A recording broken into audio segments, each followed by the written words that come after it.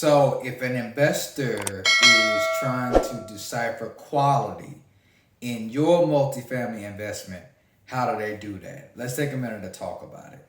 So if you are an investor and you're trying to get other investors to invest in your property, what are they looking at? Like, what do they think about your investment? How are they going to view it?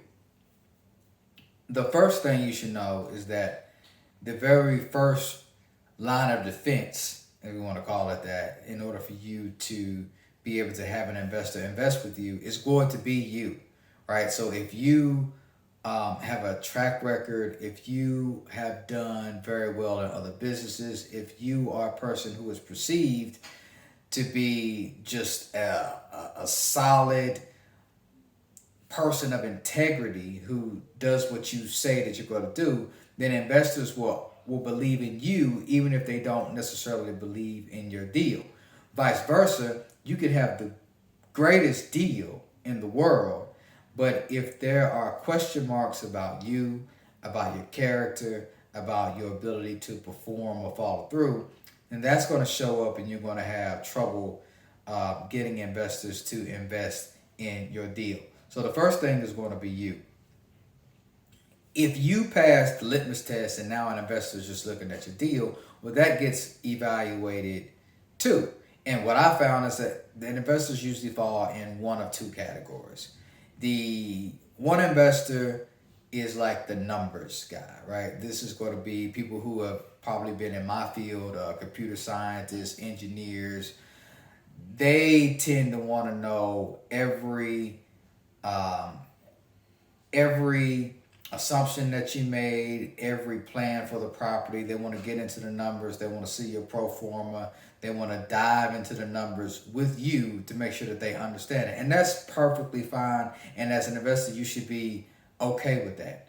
Then you have sort of the emotional investor who they'll just take a look at you and say, okay, well, you seem to know what you're doing. And then they take a look at the property and they say, well, this property looks good. It seems to be in a good area. I like the metrics around it. And they'll just invest, right? And they say, okay, let's see.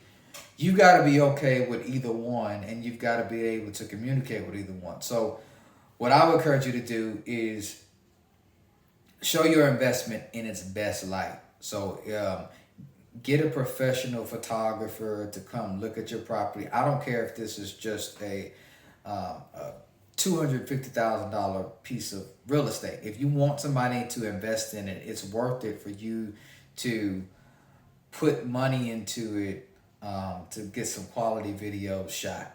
The second thing you want to do is know your numbers, right? Inside and out, and be able to talk to those numbers, be able to go in depth about how you came up with them, and be able to show any investor, be able to answer all those questions that they may have, right? Because they're going to qualify the deal based off you, based off the numbers, based off how it looks. It all goes together.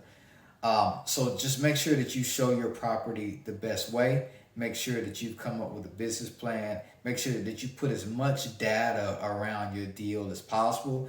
What I like to have happen is when I am talking with an investor and I show them one of our investor decks, or I just simply speak with them about the investment. When we get off the phone, there's no more questions. Or if it is, it's minor, it's maybe not even into the property. But what you don't want to have happen is questions come up like, how are the schools in the neighborhood? What's the income of this area like?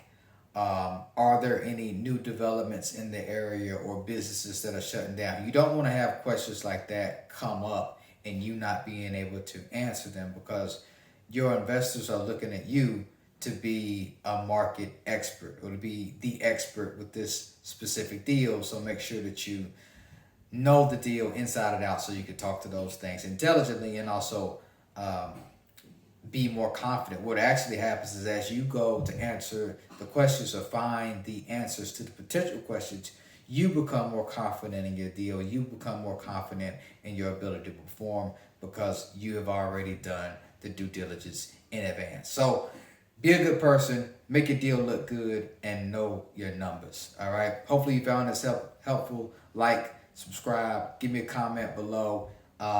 Looking forward to seeing your future success. Take care, and I'll talk with you later.